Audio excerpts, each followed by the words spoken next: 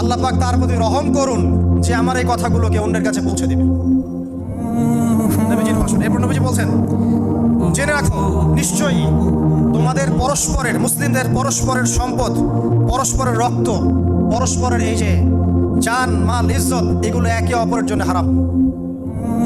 মুসলিমদের পরস্পরের রক্ত, পরস্পরের ইজ্জত সম্মান একে অপরের জন্য হারাম। এর হানি করা একে অপরের জন্য হারাম। ঠিক যেমন আজকের এই দিন হারাম, এই শহর হারাম, এই মাস হারাম। নবী করিম সাল্লাল্লাহু আলাইহি ওয়াসাল্লাম বলছিলেন, জেনে রাখো তিনটা বিষয়ে যেন তোমাদের অন্তর কখনো খেয়ানত না করে। তিনটা বিষয়ে তোমাদের অন্তর যেন কখনো খেয়ানত না করে। এক, তোমরা যে কাজটাই করবা শুধু আল্লাহ পাকের সন্তুষ্টির জন্য করবে। তোমরা যে কাজই করবে শুধু আল্লাহর সন্তুষ্টির জন্য করবে। তোমাদের শাসক বর্গের কল্যাণ কামনা করবে। তোমাদের শাসক বর্গের কল্যাণ কামনা করবে। 3 নাম্বার, মুসলিমদের জামাতকে আঁকড়ে ধরে রাখবে। মুসলিমদের ইউনাইটেড কমিউনিটিকে আঁকড়ে ধরে থাকবে। এই 3টা বিষয় পালনের ক্ষেত্রে তোমাদের অন্তর যেন খেয়ানত না করে।